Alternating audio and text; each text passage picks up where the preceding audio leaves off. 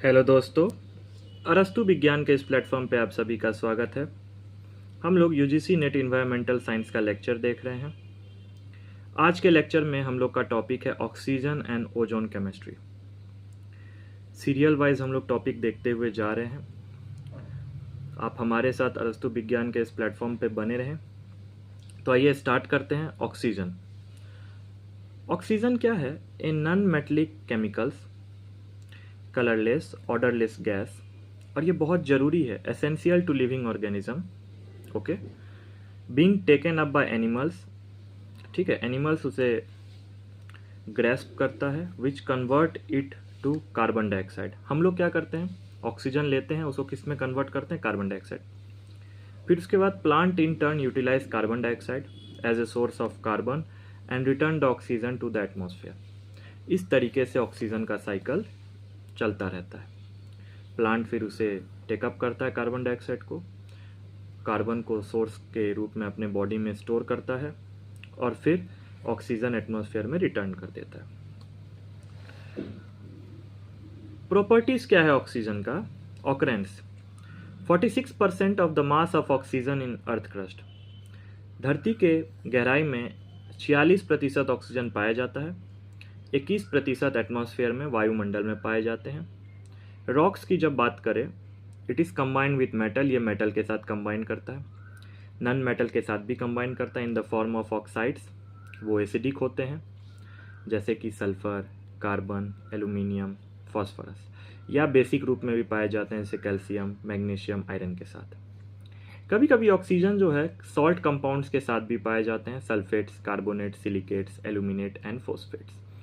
कहने का मतलब बेसिक, एसिडिक, आयरन जैसे कि सॉल्ट, इन सब के साथ ऑक्सीजन पाए जाते हैं। अब वायुमंडल में 21% और अर्थ क्रस्ट में 46%। तो ये तो ऑक्सीजन का इंट्रोडक्शन पार्ट था। ठीक है, अब आइए आगे की तरफ हम लोग पढ़ते हैं। यदि आइसोटॉप्स की बात करें तो ऑक्सीजन 3 फॉर्म में रहता है, ऑक्सीजन 16, ऑक्सीजन 17, ऑक्सीजन 18। एलोट्रॉपी की बात करें तो ऑक्सीजन 2 फॉर्म में रहता है, डायएटोमिक, ट्राइएटोमिक। डायएटोमिक प्योर ऑक्सीजन होते हैं, ट्राइएटोमिक ओजोन होते हैं। ठीक है, अब बात आती है एटमॉस्फेरिक ऑक्सीजन। जो वायुमंडल में ऑक्सीजन होता है वो टेक्स पार्ट करता है एनर्जी में उसका रूप चला जाता है, producing reaction such as burning of fossil fuels. मान लीजिए एक मीथेन है, यदि ऑक्सीजन के साथ रिएक्ट करता है तो एक कार्बन डाइऑक्साइड का फॉर्मेशन करता है, साथ में वाटर का। ठीक है, फॉसिल फ्यूल्स बर्निंग में ऑक्सीजन टेक पार्ट लेते हैं। Oxygen is return to atmosphere through plant photosynthesis. वही बात, जब प्लांट में फोटोसिंथेसिस होता है तो ऑक्सीजन एटमॉस्फेयर में चला जाता है और जिसे हम ह्यूमंस, एनिमल्स कंज्यूम करते हैं।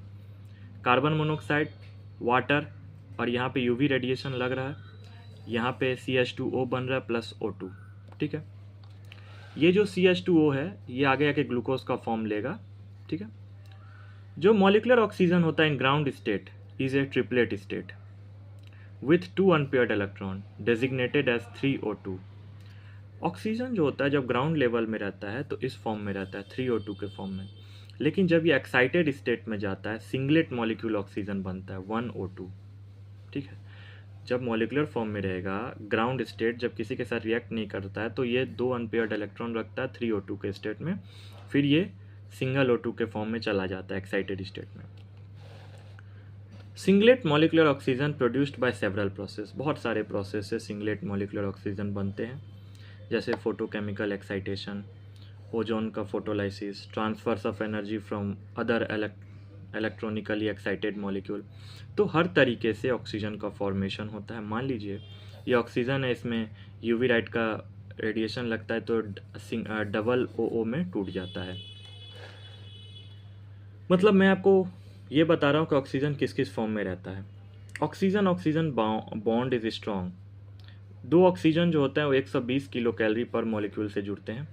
Ultraviolet radiation is the wavelength region of 135 to 176, 240 to 260 nanometre is most effective in causing dissociation of molecular oxygen. जो अल्ट्रावायलेट रेडिएशन होता है इतना होना बहुत ज़रूरी है, तभी जाके मॉलिक्यूलर जो ऑक्सीजन है वो डिसोसिएट हो सकता है। जैसे कि oxygen atoms in the atmosphere can exist in the ground state या एक्साइटेड स्टेट, ये दोनों स्टेट में होते हैं। यहाँ पे ऑक्सीजन सिंगल है ग्राउंड स्टेट में, ऑक्सीजन के ऊपर स्टार है एक्साइटेड स्टेट एक दिखाया जा रहा है। जैसे कि ओजोन है, इसमें यूवी रेडिएशन 308 से ज़्यादा लगा, ठीक है, तो ये एक्साइटेड स्टेट में आ गया, साथ में ऑक्सीजन का भी फॉर्मेशन हुआ, डाइऑक्सीजन का। Excited atomic oxygen emits visible light at wavelength of 636, 630 and 558 nanometre which is a cause of air glow, ठीक है। इस नैनोमीटर पे ऑक्सीजन क्या करता है, एक विजिबल एमिट लाइट प्रोड्यूस करता है जिसे हम लोग एयर ग्लो भी कहते हैं। तो इस तरीके से हम लोग ने ऑक्सीजन के बारे में जाना कि ऑक्सीजन किस किस अवस्था में एटमॉस्फेयर में पाया जाता है।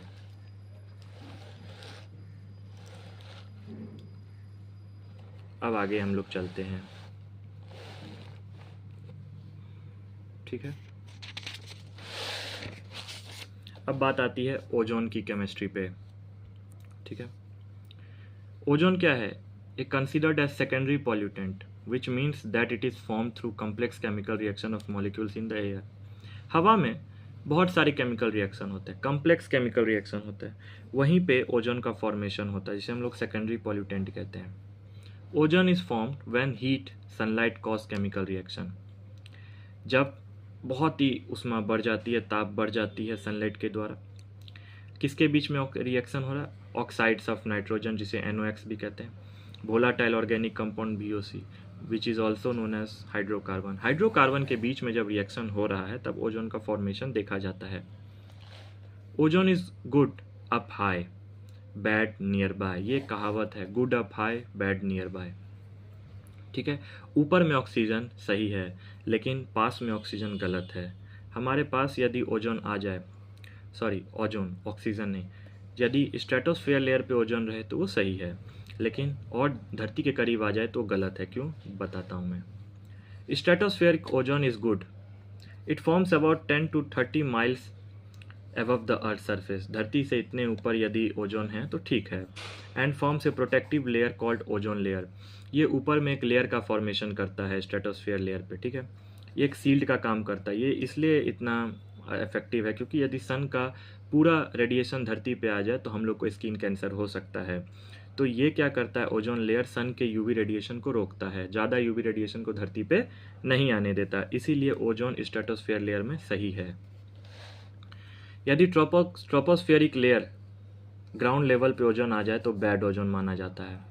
It harms humans health of the environment when it comes closer to the ground. The most significant thing that cause ground level ozone to form are NOx, VOC and UV radiation from sunlight, ठीक है। Nitric oxide, volatile organic compound या UV radiation जो sun से sunlight से निकलता है और इन लोग के बीच जो केमिकल रिएक्शन होते हैं उसके कारण जो ओजोन बनते हैं ट्रोपोस्फेरिक लेवल पे वो ह्यूमन के लिए हार्मफुल है, ये स्किन कैंसर कॉज कर सकता है। तो सही ओजोन कहाँ पे पाए जाते हैं, स्ट्रेटोस्फेरिक लेयर पे जो भी 90% होते हैं। अब बैड ओजोन कहाँ पाए जाते हैं, ट्रोपोस्फेरिक लेवल पे जो कि 10% होते हैं। अब यहाँ पे देखिए ट्रोपोस्फेरिक ओजोन का फॉर्मेशन कैसे होता है। ओजोन फ्रॉम NOx है नाइट्रिक ऑक्साइड, अब ये X कुछ भी हो सकता है। यदि 380 नैनोमीटर से ज़्यादा रेडिएशन हो रहा है सनलाइट का तो NO+O, और ये जो सिंगल O है ये O2 के साथ मिलके NO3 बनाता है, तो ओजोन का फॉर्मेशन हुआ। कार्बन मोनोऑक्साइड से ओजोन कैसे बनता है, कार्बन मोनोऑक्साइड यदि ऑक्सीजन के साथ रिएक्ट करे, यूवी रेडिएशन है तो कार्बन डाइऑक्साइड प्लस ओजोन बना, ठीक है। मीथेन के साथ कैसे, ये मीथेन है, ऑक्सीजन साथ में यूवी रेडिएशन, फॉर्मल्डिहाइड बना, वाटर बना, ओजोन का यहाँ पे फॉर्मेशन हुआ, ठीक है। ये फॉर्मल्डिहाइड फिर यूवी रेडिएशन के साथ मिलके एक अलग कंपाउंड बनाता है, हाइड्रोजन फॉर्म करता है, ठीक है, साथ में HCO।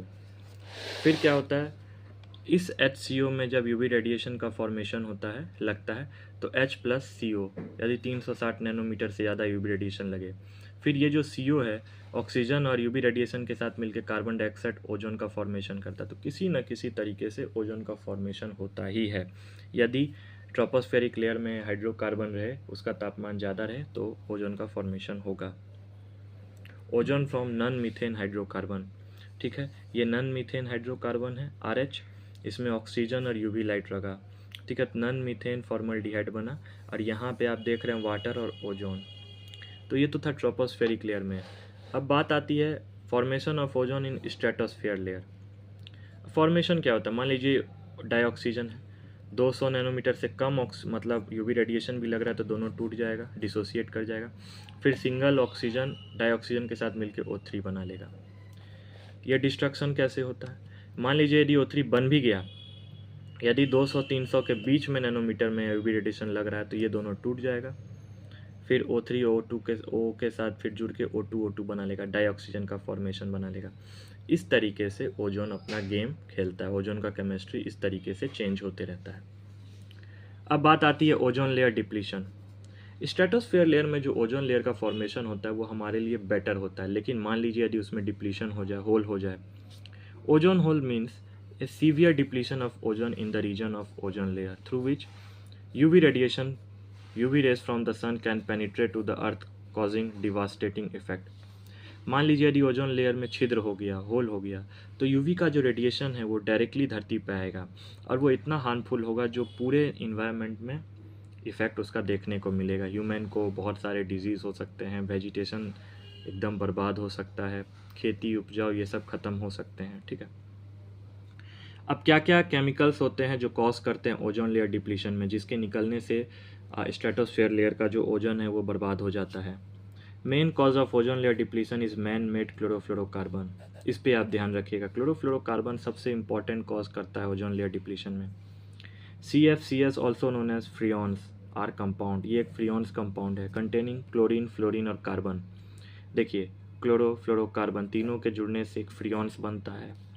They are extensively used by human beings as coolant in refrigerator air condition.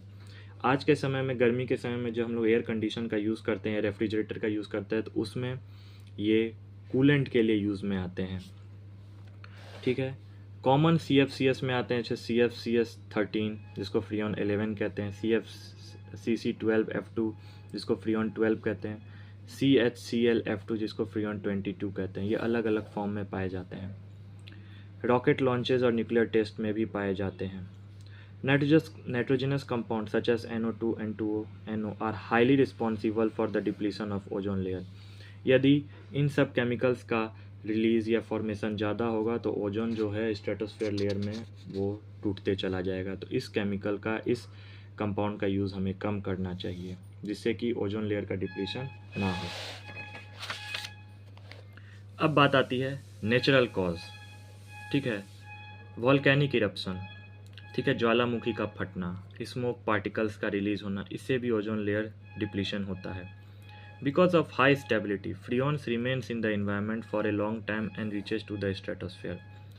कुछ भी हो, वॉल्केनिक इरप्शन हो या कुछ भी हो, फ्रियॉन्स जो होते हैं वो नेचर में पाए जाते हैं और जब वो धीरे धीरे स्ट्रेटोस्फेयर लेयर में जाते हैं तो वहाँ पे वो तबाही मचाते हैं।